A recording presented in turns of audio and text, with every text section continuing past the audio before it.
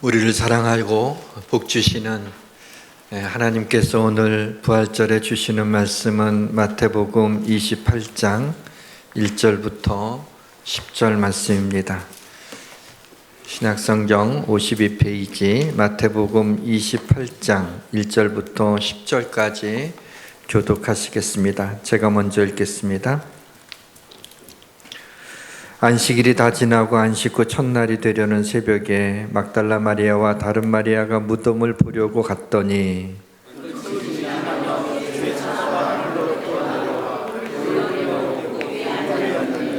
그 형상이 번개 같고 그 옷은 눈같이 시거늘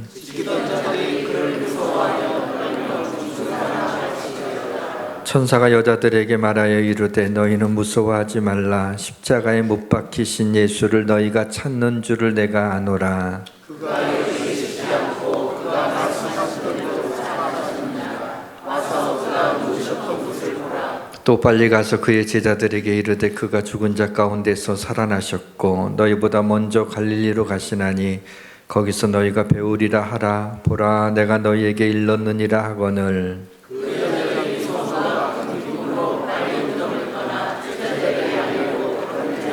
예수께서 그들을 만나 이르시되 평안하냐 하시거늘 여자들이 나와 그 발을 붙잡고 경배하니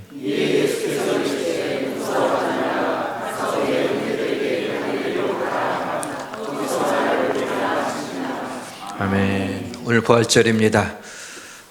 우리 옆에 있는 분들과 함께 우리 인사를 하면 좋겠어요. 주님이 부활하셨습니다.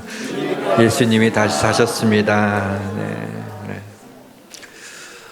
예수님이 부활하심으로 사망 권세를 깨뜨리셨습니다. 무덤이 더 이상 주님의 몸을 가두어 둘 수 없었습니다. 부활절은 사망을 삼키고 이긴 날입니다. 부활절은 죽음을 이긴 죽음을 기뻐하는 날입니다. 오늘 사랑하는 성도 여러분들에게 부활의 영광과 부활의 능력과 부활의 소망과 부활의 기쁨이 넘쳐나시기를 주님의 이름으로 축원합니다. 모든 것이 잘 될 것입니다.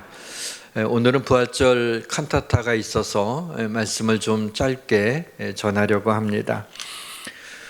예수님의 부활은 물론 믿음으로 받아들여야 합니다. 그럼에도 불구하고 예수의 부활이 과연 역사적인 사실인가라는 질문에 대한 변증으로 오늘 말씀을 시작하려고 합니다. 예수님 당시에나 아니면 지금이나 죽은 사람이 어떻게 다시 살아날 수 있는가라고 하는 의심을 갖고 예수의 부활이 신화일 것이다 라고 생각하는 사람들이 많이 있습니다. 근데 전설이나 신화를 연구하는 학자들에 의하게 되면은 어떤 한 역사적인 사건이 신화가 되기 위해서는 두 세대, 그러니까 적어도 60년 이상이 지나간 후에야 그것이 신화가 될 수 있는데 그 미니멈으로 60년 이상이지 100년, 200년 이상이 지나갔을 때 그 역사적이었던 어떤 사건들이 신화로 만들어질 수 있다는 겁니다. 근데 예수님의 죽음과 부활이 기록된 사복음서는 복음서마다 약간의 차이가 있긴 하지만 예수님이 부활하신 지 대략 3, 40년 후에 이 네 개의 복음서가 기록된 완성된 기록물이라는 점에서 예수의 부활은 신화가 될 수 없는 것입니다. 심지어는 사복음서가 기록될 당시에도 예수의 부활을 목격한 상당수의 사람이 생존해 있었다고 하는 사실은 예수님의 부활을 신화로 치부할 수 없는 명백한 근거가 되는 것입니다. 또 하나 예수의 부활이 역사적인 사실임을 변증할 수 있는 근거는 부활한 예수를 실제로 만나지도 않았는데 부활하신 예수를 내가 직접 보았다라고 말하면서 그 거짓말을 위하여 자신의 목숨을 희생시키는 사람은 없다라는 것입니다. 사도 바울도 기독교를 개종하기 전에 교회를 핍박했는데 하는데 앞장섰던 사람이었습니다. 유대교와 율법에 철저했던 그가 다메섹으로 가는 도중에 부활하신 예수님을 만나게 되죠. 사울아 사울아 네가 어찌하여 나를 핍박하느냐. 주여 누구십니까? 나는 내가 핍박하는 예수라 라고 아무 사람도 주변에 있는 사람들을 듣지 못했던 것을 다시 너무나 명백하게 듣고 그 순간에 눈이 멀게 돼서 다메섹으로 더 이상 예수 믿는 사람들을 잡으려고 가지 못하고 돌아오게 되고 이방인의 사도가 되어서 오히려 부활하신 주님을 전하고 또 로마에서 결국 순교하게 됩니다. 바울뿐만 아니라 수많은 그리스도인들이 예수의 십자가의 죽으심과 그분의 부활하심을 증거하다가 순교한 사람들이 많이 있고 최근에까지도 아랍 지역 쪽에서 이슬람 쪽에서 순교하는 선교사님들도 지금도 있다고 합니다. 이런 것을 보게 될 적에 그 거짓을 위하여 사람이 자신의 목숨을 희생할 수 없다는 면에서 이것이 역사적 사실임을 우리가 알 수가 있습니다. 예수 그리스도가 십자가에 못 박혀 죽으심으로 그의 시신은 아리마대 사람 요셉의 새 무덤에 안치되었습니다. 토요일에 그리스도의 몸은 이끼 낀 무덤에 누워 있었습니다. 예수님이 붙잡히시고 십자가에 달리시자 그를 따르던 많은 사람들이 뿔뿔이 흩어졌습니다. 그러나 몇몇 여인들은 끝까지 예수님의 십자가의 죽음의 그 아래까지 그들은 같이 있었습니다. 그녀들은 주님의 죽으심을 보았고 무덤에 장사되는 것을 보았습니다. 그러나 주님의 부활은 믿지 못했습니다. 십자가 자리까지는 나아갔지만 부활의 자리까지는 나아가지 못했습니다. 부활의 아침에 일어난 일입니다. 여인들이 예수님의 무덤에 찾아갔지만 예수님의 부활을 기대하고 간 것이 아니라 서둘러 예수님의 시신을 아무런 것 없이 그냥 장사한 것을 보고 못내 아쉬워서 향품을 가지고 예수님의 시신에다 향품을 두기 위하여 이 여인들이 이른 아침 그렇게 그 안식일이 지나고 그 안식일 다음 날 새벽에 무덤을 찾아갔던 것입니다. 무덤 가까이 갔을 때 갑자기 큰 지진이 일어나면서 주의 천사가 하늘에서 내려와 무덤 문에 있는 돌을 굴리게 됩니다. 찬란한 옷을 입은 천사가 여인들에게 말합니다. 너희는 무서워하지 말라. 십자가에 못 박은 예수를 너희가 찾는 줄 아노라. 어찌하여 살아있는 자를 죽은 자 가운데서 찾느냐. 그는 여기 계시지 않고 살아나셨느니라. 갈릴리로 계실 때 너희에게 어떻게 말씀하셨는지를 기억하라. 이르기를 인자가 죄인의 손에 넘겨져 십자가에 못 박히시고 제3일에 다시 살아나야 하리라 하였느니라. 또 빨리 가서 그의 제자들에게 이르되 그가 죽은 자 가운데서 살아나셨고 너희보다 먼저 갈릴리로 가시나니 거기서 너희를 배우리라 하라. 여자들이 얼마나 무서웠을까요? 그러나 얼마나 기뻤을까요? 그래서 큰 무서움과 큰 기쁨을 가지고 빨리 무덤을 떠나 다름질하여 제자들이 숨어 있는 곳에 가서 이 사실을 전하게 됩니다. 주님이 부활하신 지 2000년이 지났지만 오늘날도 20억이 넘는 이 지구의 모든 사람들이 오늘 부활하신 주님을 찬양하고 예배하고 기뻐합니다. 오늘도 부활하신 주님이 살아계셔서 우리와 함께 하신다고 하는 증거가 아니겠습니까? 오늘 우리는 주님의 부활을 확인하기 위하여 이 자리에 모인 것이 아닙니다. 부활의 감격을, 부활하신 주님을 만난 이 여인들의 그 놀라운 큰 기쁨을 우리도 부활의 감격을 누리고 2000년 전 부활절을 맞이한 지 2000년 지난 오늘 우리에게 주시는 부활의 메시지가 무엇인지 잠시 짤막짤막하게 생각해 보고자 합니다. 성령께서 이 시간 여기 모인 한 사람 한 사람에게 오셔서 부활의 감격과 기쁨을 넘쳐나게 하시기를 주님의 이름으로 축원합니다.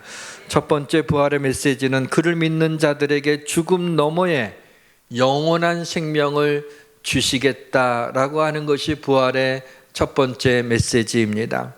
그러나 이제 그리스도께서 죽은 자 가운데 다시 살아나사 잠자는 자들의 첫 열매가 되셨도다. 하나님께서 예수님을 부활의 첫 열매가 되게 하셨습니다. 첫 열매라고 하는 건 나중 열매가 있다는 거죠. 어떤 과일나무의 첫 번째 열매가 맺혀졌다는 건 앞으로 그 나무에 수많은 열매들이 맺혀지게 될 거라는 것을 확증해 주는 강력한 증거가 되는 것입니다. 하나님께서 주님을 부활의 첫 열매가 되게 하심으로 그를 믿는 자들이 부활할 것이라는 것을 개런티해 주셨어요. 그것을 보증해 주신 것입니다. 이 말씀은 예수님이 부활하시어 천국에서 영원히 거하시는 것처럼 우리도 예수님처럼 어느 날 부활의 영화로운 몸을 입고 영원히 천국에서 살게 될 것이라고 하는 소망을 주신 것입니다. 사람은 누구나 죽습니다. 죽음의 그림자를 피해갈 수 있는 사람은 아무도 없습니다. 과학도 철학도 문학도 죽음에 대한 답을 갖고 있지 못합니다. 심지어 의학도 사람의 생명을 조금 연장시켜주는 것이지 사람의 생명 막대기가 활성산소로 말미암아 점점 닳아가는 것을 막을 수는 없습니다. 오직 생명을 주신 하나님만이 이 죽음에 대한 답을 갖고 계십니다. 무덤에 계시던 누워있던 예수 그리스도가 사망을 삼키고 다시 일어나신 것입니다. 그의 세마포는 그대로 둔 채로 그리스도의 몸이 부활하여 무덤 문을 열고 나오시게 된 것입니다.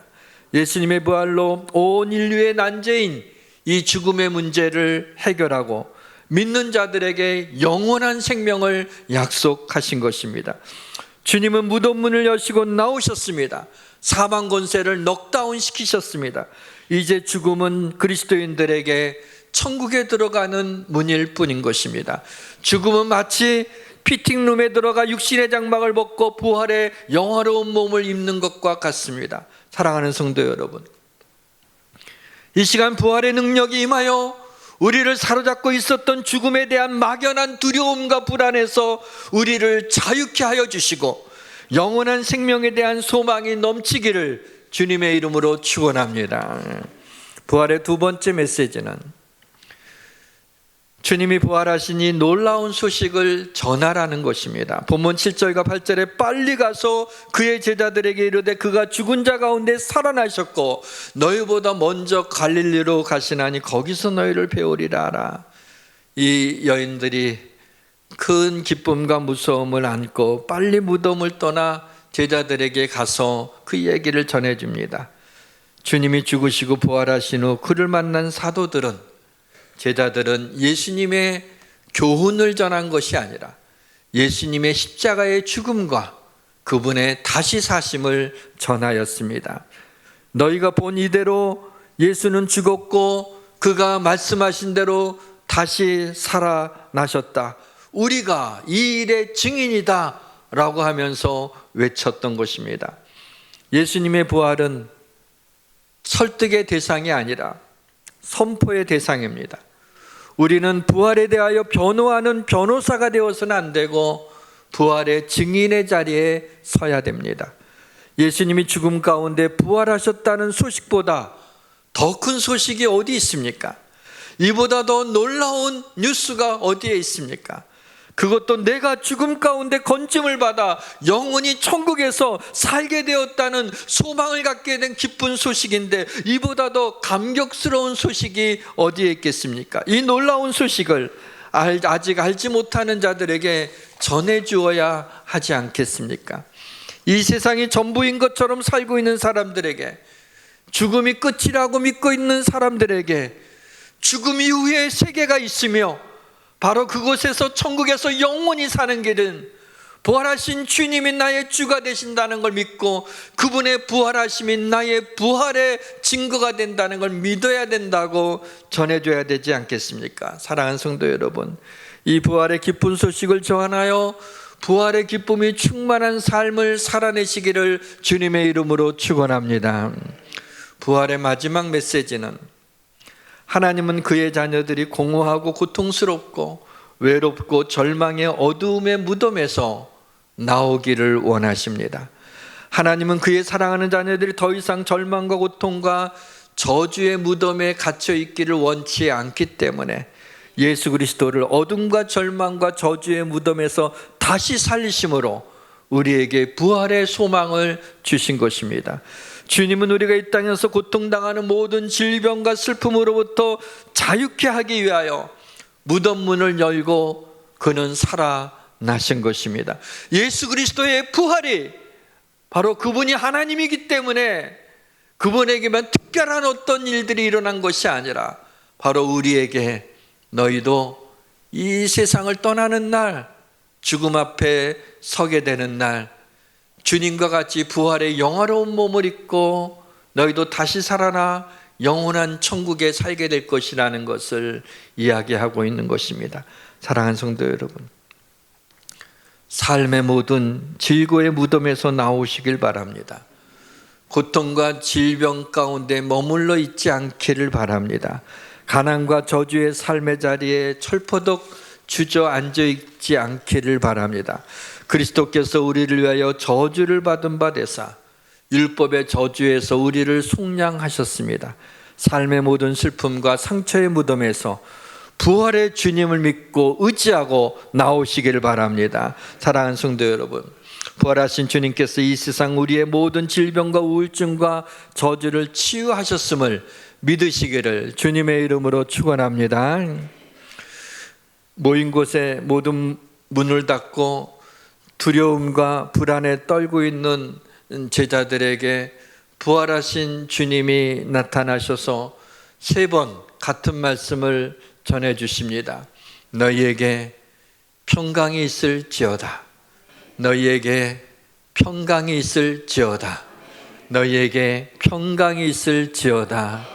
이 땅에 생각지 못하는 일로 마음이 상하고 생각지 못한 일들로 큰 어려움을 겪게 되고 사람들의 말 한마디에 상처기가 나서 어쩔 줄 모르는 연약한 우리들, 죽음에 대한 두려움과 이 땅의 슬픔들을 견디지 못하는 우리들, 마음에 평안이 없고 항상 두려워하며 걱정하며 사는 우리들에게 부활하신 예수님이 제자들에게 처음 나타나서 처음 하신 말씀이 너희에게 평강이 있을지어다. 오늘 이 시간에도 부활하신 주님이 오셔서 우리의 마음에 복잡한 우리의 마음 속에 있는 우리 가운데 주님이 우리에게 평강이 있을지어다, 이 말씀을 믿으시길 바랍니다. 불안하고 두려워하고 원망으로 가득한 내 마음에 오셔서 이 시간에 평강을 주신 주님을 찬양합니다. 말씀의 문을 닫겠습니다. 무덤문 밖에 서서 막달라 마리아는 울고 있었습니다. 도대체 누가 예수님의 시신을 어디에 옮겼는지 알지 못하여 울고 있을 때 부활하신 주님이 곁에 계셨어요. 사람이 인기척을 느끼잖아요. 그래서 뒤를 돌아보니까는 예수 그리스도였어요. 그러나 주님은 이미 부활의 영화로운 몸을 입고 있었기 때문에 처음에 주님인 줄 알아보지를 못했어요. 부활의 몸을 입게 된 것은 평상시 우리의 모습하고는 좀 다릅니다. 온전한 모습인데 그러나 누군지 알아볼 수 있습니다. 여러분 어릴 때 사진을 놓고 여러 아이들 놓고 여기 아빠가 여기 누구인지 알 수 있겠니? 하게 되면 거의 다 맞춥니다. 그는 그 모습이 있기 때문에 그렇죠. 부활의 몸도 그런 모습이 있기 때문에 알아볼 수 있죠. 그런데 예수님이라고는 생각을 못해서 몰라보다가 마리아야 라고 하는 자신의 이름을 부르는 주님의 음성을 들으며 그때서야 주님인 줄 알고 말할 수 없이 기뻐했어요. 오늘 부활절 우리가 기뻐하는 이유는 부활의 주님이 오늘 내 이름을 부르시기 때문입니다. 저는 이 말씀을 보면서 마리아라 할 때 막 가슴이 울컥해지는 거예요. 꼭 제 이름을 부르는 것 같았어요. 마리아야, 여러분의 이름을 부르시는 주님의 음성을 들으시고 부활하신 주님이 내가 세상 끝날까지 너희와 함께 하시겠다고 하는 그 주님의 약속을 믿고, 사람의 말도 믿는데 주님의 말씀을 못 믿겠습니까? 예수님이 내가 너희와 항상 함께 있으리라 말씀하는 걸 믿고 부활의 주님의 음성을 들으며 이 험한 인생길을 주님의 은혜로 걸어나가시며 하나님의 은총 안에서 복된 삶이 되시기를 주님의 이름으로 축원합니다. 기도하겠습니다. 부활하신 주님이 오늘도 살아계셔서 나와 함께 하심을 믿습니다. 예수님의 이름으로 기도하옵나이다. 아멘.